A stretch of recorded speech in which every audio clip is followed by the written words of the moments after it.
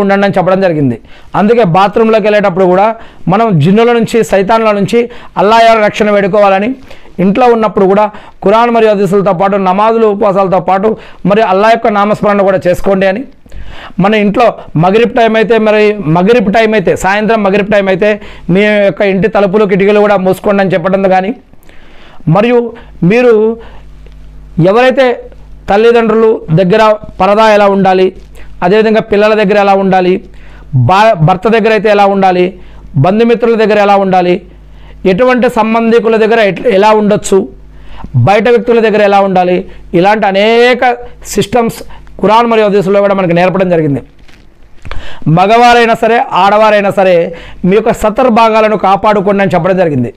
మగవారికి గడ్డం గురించి మరియు శిరోజాలను కాపాడుకోవడం గురించి మరియు శరీర భాగాలు కాపాడుకోవడం గురించి, కాళ్ళ మడమపై నుంచి మరియు వస్త్రధారణ కాళ్ళ మడమ వరకే వేసుకోవాలని చెప్పి కాళ్ళ మడమ దగ్గర ఉన్న గిట్టపై వరకే వస్త్రం వేసుకోవాలని, అదే ఆడవారైతే పూర్తిగా వస్త్రం వేసుకోవాలని, లూజు బట్టలు వదులుగా ఉండే బట్టలు వేసుకోవాలని, మనం బట్టలు వేసుకున్నా కూడా మరి టైట్ బట్టలు వేసుకుంటే కనుక మనం ఎలా ఉన్నాం, మన వయసు ఏంటి, మనం ఎలా ఉన్నాం, మన ఫిట్నెస్ ఏంటి అనేది ఇతరులకు తెలియకూడదు, బయట వారికి తెలియకూడదు అనేది ఇక్కడ దీంట్లో దాగి ఉన్నటువంటి విషయం అన్నమాట.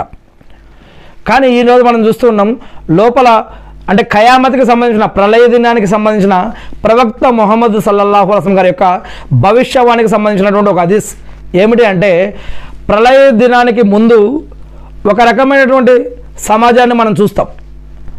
ఆ సమాజంలో కొంతమంది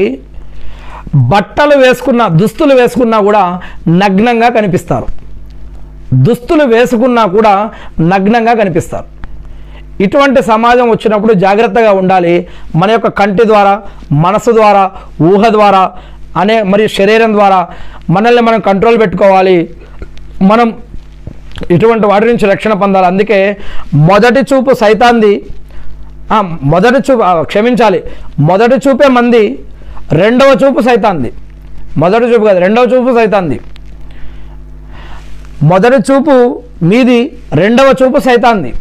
అందుకే మీరు సడన్గా ఏదైనా మీ కంటి ముందు కనిపిస్తే సరే చూశారు, కానీ రెండోసారి మళ్ళా చూడాలని అనుకోకూడదు. అది సైతాన్ ప్రేరణ అన్నమాట. అందుకోసం అల్లాహ్ సుబ్హానహు వ తఆలా ఖురాన్లో ఇలాంటి అనేక విషయాలు చెప్పడం జరిగింది. మొదటి చూపు మీది, రెండవ చూపు సైతాన్ది. అందుకే ముహమ్మద్ సల్లల్లాహు అలైహి వసల్లం గారు చెప్పారు, ప్రళయానికి ముందు ఇటువంటి ఒక సమాజం వస్తుంది, దుస్తులు వేసుకున్నా కూడా నగ్నంగా కనిపిస్తారని చెప్పడం జరిగింది. మరి మనం ఈరోజు